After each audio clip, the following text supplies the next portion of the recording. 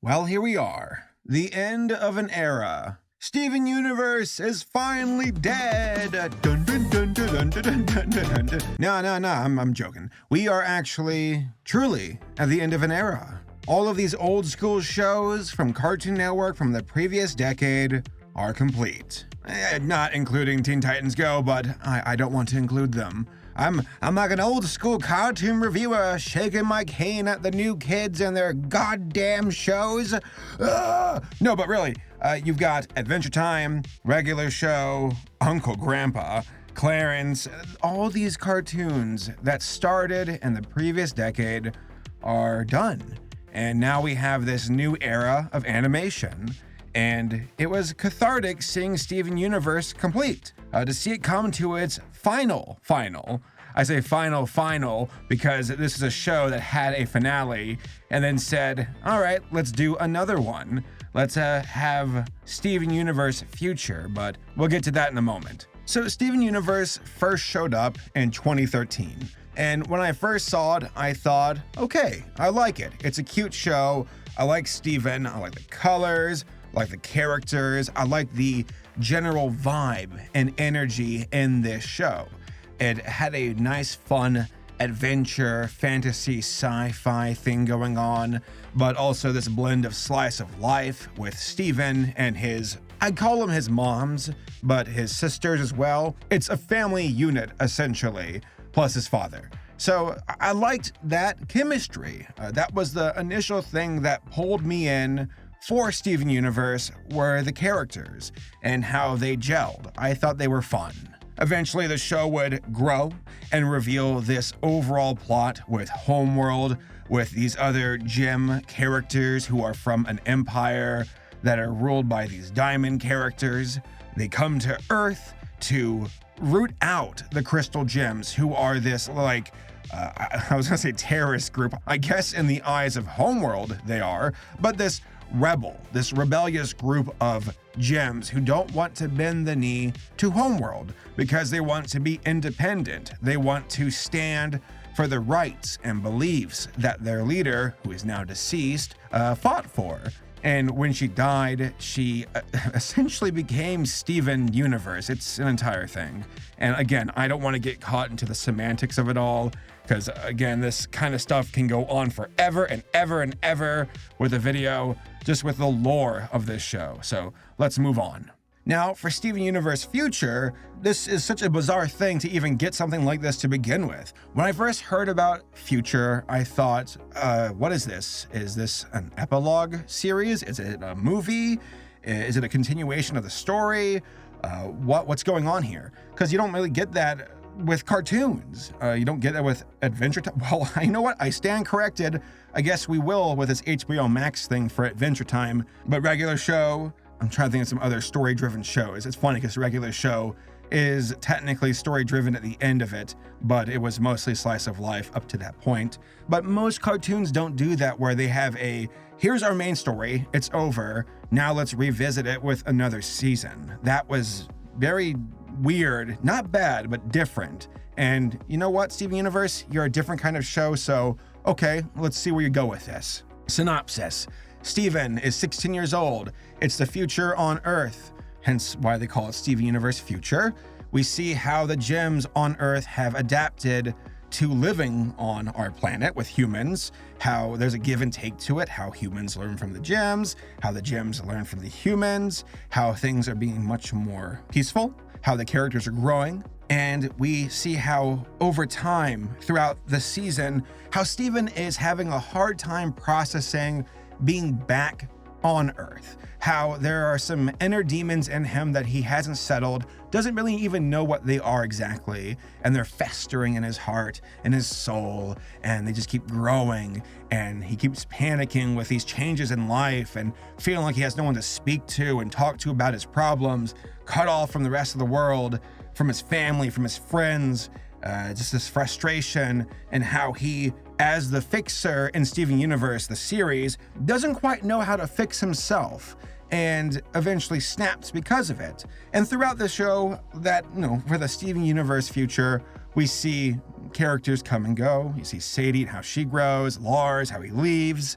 You see how Amethyst and Pearl and Garnet have grown, and I do detect that hint of a disconnect built throughout the season between Steven and the other main characters in the show, and how he just feels stranded. So that was a good buildup. I particularly liked when Steven went to Jasper and he was like, I have no one else to turn to. You hate me.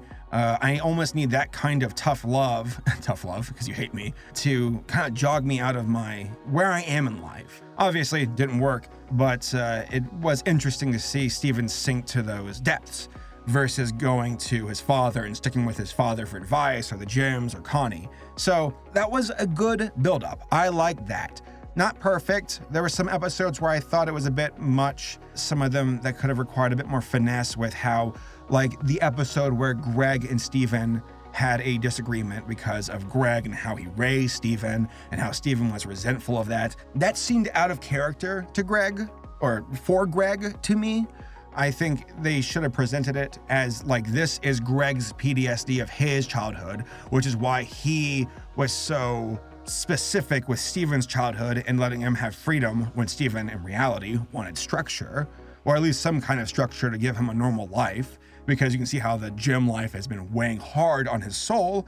It just seems like it was weird for Greg to be that disconnected. I think if they would have driven home the point that Greg himself is screwed up because of his childhood, that's why he's so quiet or different when it comes to talking about his upbringing and how it affects Steven. But hey, again, that could just be me not understanding it. Long story short, Steven snaps. He has no one to turn to. He turns into a monster. All the gyms show up. As I'm watching this finale, I say to myself, I truly said this to myself, if this ends with a hug, I am going to scream. Well, I screamed. I screamed. You got this awesome kaiju Steven building up to this moment where he finally snaps and you see him become the monster that he thinks he is, and it was resolved so quickly. I would have liked it if Steven marched around the town just destroying everything, really leaving a trail of destruction in his path. And also the diamonds show up, which I know that they showed up because Steven visited them and he left quickly, so they went to Earth to go see what's going on. But still, it was just, the overall tone of the episode was so conflicting. This show has an identity problem. We've got episodes where Steven is having a mental breakdown in a hospital and it feels very heavy. And then other moments where you're like, okay, this should be a heavy moment with Steven turning into a monster and freaking out. But all the characters in that particular scene, and this when he turned into a monster and they're watching him rampage, being held into the ocean with water chains. Thanks, Lapis, best girl. I don't know, it just kind of bothered me because they're like, it's my fault that Steven's a monster. It didn't feel very genuine. It felt silly with his over-the-top laughter, not laughter, but crying. I guess they wanted to add some levity so it wasn't too depressing or too serious here at the end, but I thought, when's a more appropriate time to be serious than with the final confrontation here, which is Steven. By the way, I give the show props for having Steven be the final antagonist. Cool twist. Could have been done better. So yeah, a hug. That's what brought Steven down. I think the hug could have been handled better, but it would have been neat to see everybody try to stop Steven without hurting him, seeing them fail, trying to apologize in ways that aren't the ways that he needs, and then have Connie like crying and brokenhearted and almost shattered herself, physically, and she have Steven with some laser beam in his mouth about to shoot Connie or something, a la Godzilla atomic breath. And then she breaks down and she gives him a hug and he finally hears what he needs to hear. And everybody else then jumps on that boat and comes around Steven and tell him we're sorry. It's just crazy to me that this hug, they immediately went for it. And it felt like a My Little Pony episode, more than My Little Pony would have done. I'm taking a shot at you, Steven Universe. I love you, but you're like my little brother show fandom that I give noogies and give you a hard time. But legitimately, it felt more like My Little Pony than My Little Pony.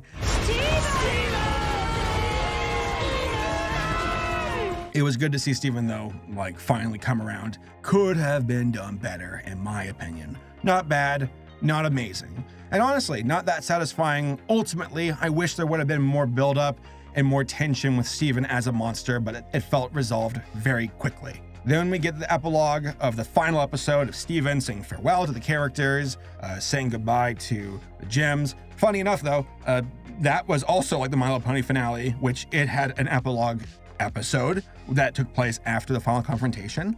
Those main characters, the main six, the ones who are Twilight Sparkle's friends, are not really showing emotion of Twilight leaving town. Twilight gets upset, like, you guys not care that I'm leaving.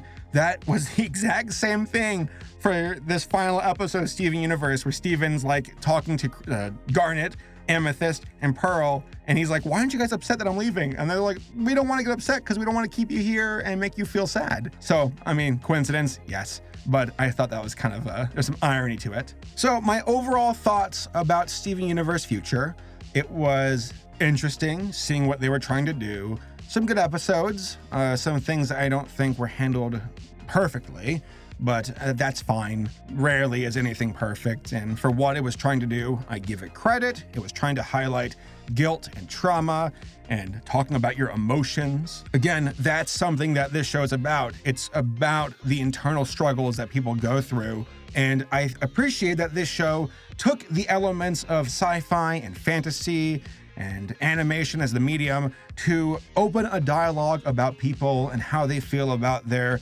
variety of issues that they go through in their life. This show was cathartic, I'd imagine, for a lot of folks who have depression, anxiety, PTSD, and to watch Steven Universe and feel like they aren't alone and can learn something from this show.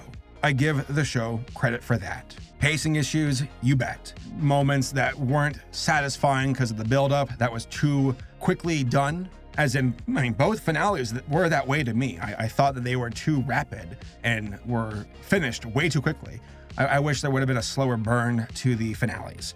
But ultimately, I do like Steven Universe as a show. I would rank Steven Universe in, like, when it comes to that S, A, B, C, D, F tier list, I put it in my F list. I hate it. It's the worst. Just joking. I would put it in my upper B, lower A tier. When it's good, it is very good. When it's bad, it's pretty bad, but forgivable. And it's a show that I recommend checking out. I think it's very unique. It has a lot to offer with its designs, with its characters. It's a different kind of show.